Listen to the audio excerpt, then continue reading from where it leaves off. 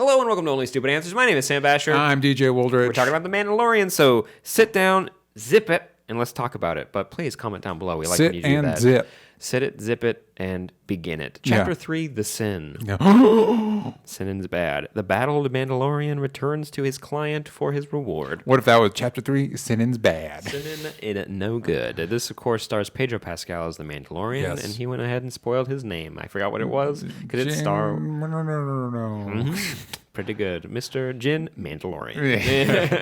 Mandalorian's my name, and Mandalorian's my game. game.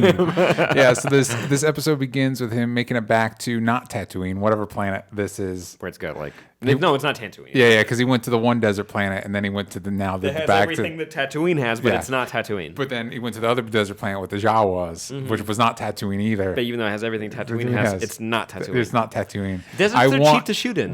I want one joke that's like, yeah, like 80% of the habitable planets are deserts in this galaxy. Why isn't there one Christmas planet? Great question. could say Hoth It's is. Life Day. One Life Day planet. They just celebrate Life Day year round. Yeah, like planets are diverse. They have multiple ecosystems. Yeah, but don't tell that to any sci-fi property ever. Where's the water on this desert planet? It Why would doesn't anyone live exist. there? That's why you have water farmers. Moisture farms. Sorry. We just got reamed In the comments. There's 50 comments about that. So anyway, he's back to not Tatooine with Baby Yoda, and I know everybody's like, "What's it's not Yoda? It's Yaddle." We don't. It could be a girl. Baby Yaddle. Baby Yaddle. Get a rattle for this Yaddle. Exactly. He takes it back, and then he's like, well, he takes it to, well, first he goes back client. to Carl Weathers, and I did like the bit with Carl Weathers where he's like, all these people hate you, but I'm stoked about what you're doing because I got paid too. Yeah. It's like, well, yeah, of course you're making it sound like you're being generous, like, but you just you got paid too. Well, just remember, I'm your friend here. Yeah. Hey, Carl Weathers is great. He's awesome. Still bummed that we can't find a way to get him into the Creed franchise as like a dream. As a ghost. Yeah, exactly. Force ghost. You have to fight the clone of your dad. but he aged. But he aged the same amount as your dad. We had to try and age him up to be your dad's age, and then we just overshot a little bit. Yeah, it's a weird fear from the 90s of cloning. So yeah, we're fighting your dad. But he was raised by... Dolph Lundgren. Yeah, there you go. And now it's back around. Let's bring back Clubber. I think it's Clubber Lang, Mr. T's character from the third one. He raised the clone of your dad. It's all confusing. Yeah. So none of that has to do with the Mandalorian. Then he goes back to Werner Herzog. The client, who has, I'm sorry, that's Werner Herzog. He's pan-dimensional. This is him in this universe. Yeah, this is just like him existing in multiple realities at the same time. The Jack Reacher franchise, and our universe, and Parks and Rec and our universe. And he has all that. What is Beskar is the alloy that he's using for payment, and it's in the ice cream maker. There's a meme of a guy from Empire Strikes Back that's leaving Cloud City that has this. He's carrying this thing, and it's become a thing on the internet, and that's the device that the Beskar is in. So maybe that was. It's like the briefcase in Fargo, or when people think the suitcase from Pulp Fiction is the same suitcase from Reservoir Dogs. Maybe that was a thing of Beskar. Worth putting it out Empire there. Strikes Back. I'm going to choose to believe that now. Also, I smell a thumbnail. Anyways, that's how it works. Kids. Yeah. No. So, and immediately you're getting doubts from the Mandalorian when it comes to giving back Baby Yaddle. And the cutest is having it take the little ball and like try to eat it or whatever it's trying to do. His console joystick controller. I will say at first I was like, what? You can just unscrew pieces of the, and then I was like, actually. Having a home now, like when you're a kid, you think everything's like way more sturdy than it is, and you're like, when you grow up, you're like, oh, all this is just held together by duct tape and dreams. You know what I mean? Like and prayers. Yeah. So it's like, never mind. That probably would just screw off. He just put the shit back together. That's true. It's like loose teeth in there. I wish when he was flying, it was just rattling around. And like, don't fall apart. Don't open the door. Don't walk into the whole of this ship right now. It's not so safe. But I really liked his interactions with the other Mandalorians because we did meet before the armorer. Yeah. there's another word that Americans probably have a hard time saying, like horror. Yeah. But I like the armorer. But there's been a criticism online that I've seen, and I believe you tweeted out something similar to it. If we want, I just want to dive into it a little bit, where it has been very clearly apparent so far that there have been no female characters or actresses on screen in any way for the first 3 episodes of this series, and that's. While I think this for me, I'm very much enjoying this show, but it is a criticism that like the only female character we're getting is someone that will never take off their mask or their outfit in any way. Baby Yoda's Baby Yaddle. But even then, it's like I know. I think what makes it stand out more for me is seeing everybody online being like, "This is absolutely what Star Wars was meant to be forever and ever," and it just makes me think about the backlash. To the Force Awakens and Last Jedi. Not that I think those movies are immune to criticism, but I think there's criticism that's warranted, and then stuff that's dumb. And so it just makes you wonder, like, I don't know, man. I don't know either, but it's just disappointing. But I do know that. If you could correct me on her name, who is going to be joining the show? Who's Gina Carano. Thank you. And she's great, and I love her, and she's very funny. But like you pointed out when we were talking about this before the show that like the IG-11 was supposed to be a big deal, and he literally showed up for like 10 minutes. He's on minutes. the poster on the app. Yeah, he's like 10 minutes of an episode. Mm-hmm. So like, who knows? He could come back. It's a robot. It is a robot. A version of him could come back, but it's like, who knows how much. I mean, I would almost bet she's going to show up for an episode. I'd be very interested in the idea of, I think for me, one of the better parts of sci-fi adventure shows is the crew of the ship. Well, usually they're on ships, and that crew adds a really interesting dynamic. It's one of the best parts of every Star Trek franchise. It's one of the best parts of Firefly. So it'd be cool if now that he's on the run, he like picks up a bunch of weirdos and fun people that are on this adventure with him as he's trying to escape the Empire. And so maybe she could be a more regular part of the series, but I feel like that's not likely at this point. My optimism says that she's probably going to be a bigger part of the series. Based on her response to the show so far, it's like she seems very involved and very excited to be a part of it. That being said, she could just... I think we're tangenting now, but I did want to mention it because it is a criticism going around, and I think it's a valid one because it's been 3 weeks, or actually only two weeks, 2-ish weeks since launch, and it's worth mentioning. That being said, I still very much enjoyed this episode, and I really enjoyed the Mandalorian. And this started because I was mentioning meeting the other Mandalorians, where I like that it wasn't just the armorer. Of course, this armorer is working with other Mandalorians, and this is basically their base. And the core of other bounty hunters are here, and they operate here as well. The Mandalorians just chose to hunker down here and build their armor. And man, does his new armor look sleek and shiny. Yeah, it's all he used so much of that stuff to make. I do have questions about like how much of that and the case could go into that armor. It's like I don't. Well, then they used it for the ammo as well. And then there's more left over for other people. And I'm like, what? Because I would have. I don't know if that's enough for all that armor, but whatever. Who am I to say? Yeah, you never put one of those together yourself. Yeah, that is very true. What's your cosplaying background? Slim Pickens. Queen and Slim. Yeah, Queen and Slim Pickens. The review's out soon. Go check that out.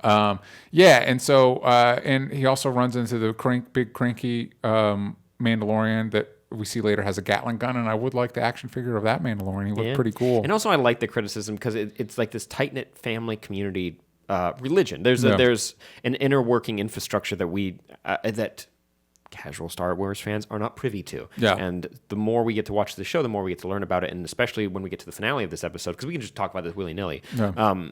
I like seeing them stand with their brother in arms and not with this community that they're around that's turning against them. That for some reason he is choosing to break the code of these bounty hunters to save this child. Yeah. Baby Yaddle. And you don't know if he wants to be called Baby Yaddle or not. She wants to be called Baby Yaddle. Yeah. We'll have to figure it out. I liked seeing them in support. And also, finally, we got the jetpacks. They got the jetpacks. He needs one of those. Classic one-liner. I need to give me one of those. Who does? I see that every time I see a jetpack. I gotta give me one of those. I gotta give me one of those. Yeah, so he's also in like, they're like, you still fly that ship? Like, how are you getting around with that? And he just put it back together. Get yourself a jetpack in case it blows up in the middle of the air. And he is about ready to leave, go off and pick up another bounty, and of course he goes back to because this is an HBO where they put dogs in microwaves and have fetus lakes. Check out our Watchmen reviews. Yeah. So they're not going to let him just cook Baby Yoda / Yaddle. So he goes back to save it, which the back half of the episode is an extended action sequence, which cool. It was cool. It wasn't quite as smooth as the action sequences in the last episode, I don't think. Oh, I super enjoyed all of it. The director for this episode was Deborah Chow, who also worked on Better Call Saul and Mr. Robot. Deborah Chow. Chow, thank you. And she is unbelievable. I thought she did an amazing job with this episode. And it's also cool because it's the first female director that we've had for Star Wars anything. Let's get one on a main one, huh? Yeah, yeah. Go on. It's not that hard. We had to dump Jurassic World guy, and we're like, I guess we got to go back to J.J. Abrams. I mean, what other options are there? Yeah, the Rolodex is so small. Yeah. But that being said, she did a very good job, and I actually truly enjoyed the back half of this. It is quite harrowing to watch him cook a stormtrooper alive with that flame, because it's more the screams are not so abstract, where it's like someone unloading like lasers onto a battlefield and you hear like screams and people are floating through the air and everything. This is just like him just cooking someone in front of him. On fire. It might be the most... Arms get cut off and limbs get cut off all the time in this universe. But everything gets sealed up. Yeah. That's not how skin works. Yeah, it gets instantly cauterized. The show doesn't make any sense now. Yeah, anyways. Wait a second, throw the whole franchise in the trash. Instant cauterization, what are you talking about? Yeah, he getting cooked like that was quite harrowing. Yeah. And I did like our doctor, played by Ahmed Abtai, Dr. Pershing. Yeah. I like seeing... I mean, I liked his personality in the first episode. He felt more nefarious. He was also in American Gods. Nice. Yeah. And I now recognize him from the Jin sequence. Yes. I liked this. I liked having him in the show. We're probably not going to see him again. Just being totally candid. I mean, somebody's got to explain what's going on with Baby Yoda. We do learn more about what the new government is, the new republic. Yeah. And they're like, it's not going to last. Yeah. It's like, because we know that everything turns to poop. Yeah. Everything turns to poop again. Yeah. If anything, it's worse. Yeah. Pretty quickly. They didn't piece it back together all the well, but hey, you know what? Yeah. That's it? Yeah. I mean, there's a lot of wiggle room to tell a new story, which is pretty fun. So you get some... Yeah. So and then he escapes. I did like the sequence when everybody's dongle, everybody's little dongle starts going off, and they chase him out. He tries to get that droid to take him away. Yeah. Hey man, earlier a different planet, but you weren't so keen on working with droids, and now you're asking for help. Yeah. They talk, man. When it's funny because the droids are like, they're basically another species, and that droid gets cooked basically. Yeah. Trying to help him. So I don't blame the droid for not wanting to help him out. Yeah. Man, baby Yoda is really cute. Seeing him in that little like wrapped cloth, I'm like, oh please. Yeah, with that little football with cloth wrapped around it. Yeah. Just like running around. I liked in some scenes where it's like when he picks up like clearly a stuffed animal. And it's like, whoa! Yeah. And then later it's clearly like a CG creature, and I think they do a good job bringing that CG to life. Yeah. And yeah, Gatling gun Mandalorian is He's pretty cool. High on the list of Star Wars toys. Yeah. Baby Yoda as well. Mm-hmm. I want Baby Yoda. I like when everybody was like, wait, they're going to release Baby Yoda toys? It's like, yeah, man. Why else would you be? Yeah, exactly. Let's be honest. New ship. It's you think Star Wars and Disney were like, wait, is there a merchandise opportunity here? Wait, we didn't even think about it. I guess we could scratch them together really quick. Yeah, we'll figure it out before the holiday season. Yeah, did Star Wars Day already pass? Where like they annihilate Walmarts all across the country? Not Toys R Us anymore. R.I.P. Yeah, that's probably saved Toys R Us a lot of time. A lot of time and money. Isn't Toys R Us supposed to be coming back or something? It's like a lounge area. Like that's what kids want. Get a drink. I remember back in my day, you were able to get Legos in this section. I really like that they Disney Plus app has now had a resume function that's now back on, so I can pick up right where I left off. That was not working for the first week. They're getting there, and this I will.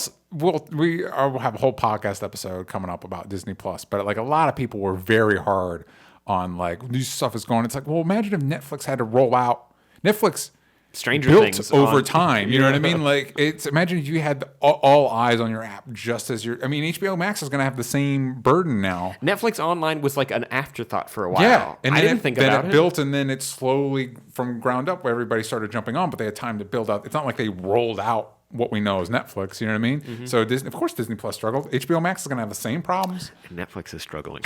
Yeah, they've been for a couple of years. But so They're spending billions of dollars. But I'm also not I'm not the most not tech savvy, but zoomed in on that stuff. It's like it played. I turned it on, and I didn't have any issues. And I like the interface. App, so it worked fine. Yeah, I didn't have any either. That being said, when it comes to this episode, I'm excited to see where we go from here. That means we've kind of ditched both planets we've been to so far. There's no reason for the Mandalorian to really go back to the Jawa planet because there's.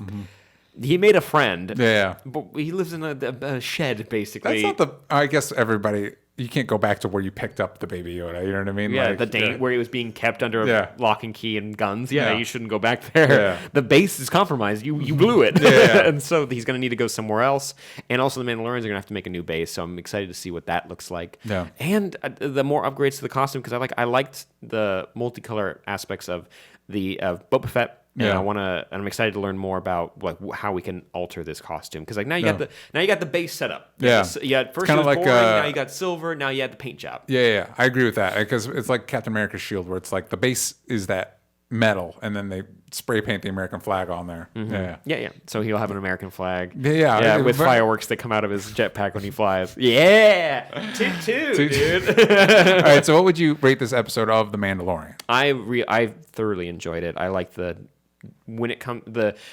diversity in perspectives when it comes to the directing styles of the multiple episodes. There have been moments where you're able to see them capturing their take on this story, even though it is a clean, cohesive story from Jon Favreau, and I think they're doing a good job so far. It's like they're setting the table, and everything I've learned so far I enjoy and I appreciate. And I think the only criticism was that this fight was a little too dark for me to catch everything, but. It wasn't like or Game of Thrones season 8. It wasn't like where I just physically couldn't see what was happening on the screen. So overall, I give it 8.9 out of 10. Cool. I really enjoyed it. I'd give it a B-. I'd give it an 8. I think visually, it's fun and entertaining. I just think a lot of the dialogue's kind of clunky B-grade sci-fi. Like you want to go to the Twi'lek bathhouse, and it's like whatever. You know what I mean? Well, you've never been. You don't know. I don't. You know what? I don't know. That's to be fair. I don't know. And this story is predictable to the point of being boring for me. So we'll see. Did you see the Mandalorians coming to help their Mandalorian friend? 100. But the second they were like, we're not, blah, blah, blah. It's like, and wouldn't it have been good if they flown up? It's like, yeah, and then they just start opening fire on Baby Yoda. No, get his armor. They scrounge on him like rats to pizza. And it's like, God. I'm just saying, we're pitching different shows here. Yeah, he's throwing it out there. Yeah, so I'm kind of hoping that maybe we can. I don't know. I'd like to see the show add a little bit of depth to its storytelling because it feels like a little too focused on the Star Wars iconography or homaging different samurai and westerns. This one we got a little bit of Hard Boiled where he's trying to keep the baby away in the shootout. You know what I mean? It's a little too beholden to other things, and I'm kind of hoping the show kind of starts to invest more in its own rhythm and maybe add some depth to the Mandalorian himself and to what's going on there. And we do get a flashback to, I guess his family was killed during the initial end of Revenge of the Sith because we see a super droid murdering a bunch of people, which it was cool to see, because ever since Disney got the franchise, it's throw all that stuff in the trash. It was cool to see something from the original trilogy show up. It was a different kind of visual cue. Mm-hmm. But it's having, oh no, his family died. That's standard issue dark past stuff, you know what I mean? So I'm hoping we get to we shake it up a little bit. Ludwig Göransson, your composition in this, musical composition in this series, it continues to astound me. I'm a big fan of what you do. It's a good score. And the little do do do do do do do do. It's it sounds like a beacon out in space, but also when they use the horn for it, you get this kind of feeling of fellowship for the Mandalorians, and you kind of feel this religious undertone as well as that kind of Western feel because we're on so many desert planets. There's a lot of legwork going into the show to make it as good as it is for myself, and I think he is a big part of why I'm enjoying the show so much. But also Pedro Pascal, you're doing a great job, dude. Every time he speaks, I'm like, I might have a crush. I'm smitten with this Mandalorian. Yeah. He'd kill me quick. He'd throw me right out of the ship. But hey, how quickly do you think he'd kill you? Let us know in the comments down below. Do you think Baby Yoda's going to accidentally kill somebody? Could happen. Yeah. Baby, it's always kid with superpowers and lift him 50 feet in the air and blood drop. just starts shooting out of the armor. It's gonna happen if you don't train them right. Gotta. But let us know what you think in the comments down below. Also, make sure you check out our podcast every Monday. We're talking about Disney Plus this week. Don't miss it. And also new reviews coming out every single week. Enjoy them and join us for Watchmen over at patreon.com/onlystupidanswers, Sundays watch-alongs, and then we do live reviews where we want to hear your guys' thoughts on what's happening so far with the DC adaptation. DJ? Yes. Where can people find you? At DJ Talks Trash. Sam? At Sam Basher. At Only Stupid Answers. Yank out the vowels from stupid. On Twitter. We'll see you guys next time. Bye-bye.